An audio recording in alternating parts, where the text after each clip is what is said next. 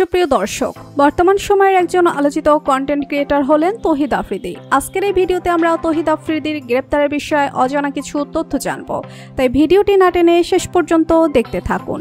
YouTuber ও একজন content creator হিসেবে 2015 সাল থেকে তৌহিদ আফ্রিদির পথ চলা শুরু হয়, কিন্তু কন্টেন্ট ক্রিয়েটর পরিচয়ের বাইরে তৌহিদ আফ্রিদি হয়ে ওঠেন স্বৈরাচারের দোসর। জনপ্রিয় নায়িকা দিঘিকে প্রেমের ফাঁদে ফেলে দিনের পর দিন ভোগ করা, প্রতারণা, নারী নির্যাতন, ব্ল্যাকমেল করা, এমনকি জুলাই আন্দোলনকারী ছাত্রদের কাপড় খুলে ভিডিও করে রাখা, এমন কোনো অপকর্ম নেই যেগুলো তৌহিদ আফ্রিদি করেননি। 2024 সালে জুলাই আন্দোলনে শুধুমাত্র তৌহিদ আফ্রিদি বেঈমানের ভূমিকায় অবতীর্ণ হননি, বরং আফ্রিদি আরও আগে থেকেই নানান অপকর্মে জড়িত ছিলেন। তৌহিদ আফ্রিদি এবং মডেল ও চিত্রনায়িকা দিঘিকে প্রায় সময় একসঙ্গে দেখা যেত। তাদের দুজনের আড্ডা দেওয়া ছবিও সোশ্যাল মিডিয়াতে পোস্ট করা হতো।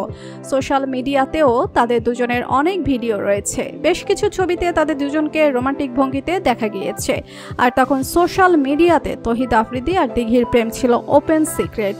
তাদের দুজনের রোমান্টিক মুহূর্তের ছবিগুলো ভাইরাল হয়। অনেকেই ধরে নিয়েছিলেন তারা দুজনে প্রেম করছে। এরপর 2022 সালের দিকে এই ঘটনায় নতুন করে আলোচনায় আসেন আফ্রিদি। তবে দিঘি সবসময় বলেছিলেন তারা দুজনের ভালো বন্ধু, তাদের মধ্যে কোনো প্রকার প্রেম নেই। 2 বছর আগে প্রথম আলোকে দেওয়া এক সাক্ষাৎকারে দিঘি বলেন, তৌহিদ আফ্রিদির সাথে আমার কোনো প্রকার সম্পর্ক নেই, আমরা শুধুমাত্র ভালো বন্ধু। কিন্তু তাদের দুজনের সম্পর্ক নিয়ে অনেকেই অনেক কথা বলেছে। এইসব বিষয় নিয়ে সোশ্যাল মিডিয়াতেও খবর প্রকাশিত হয়েছে। তৌহিদ আফ্রিদিকে শুধুমাত্র জনপ্রিয় ইউটিউবার ভাবলে ভুল হবে, বরং তিনি ছিলেন অনলাইন মাফিয়া। দেশের জনপ্রিয় কন্টেন্ট ক্রিয়েটরদের ওপর তৌহিদ আফ্রিদির প্রভাব ছিল অনেক। আসিফের কথা মতো না চললে তাদের ওপর নির্যাতন করা হতো। তৌহিদ আফ্রিদি ডিবি, সিআইডি, এটিইউ এবং সিটিটিসির শীর্ষ কর্মকর্তাদের সঙ্গে ঘনিষ্ঠ সম্পর্ক থাকার কারণে তৌহিদ আফ্রিদিকে ভয় না পেয়ে কোনো উপায় ছিল না।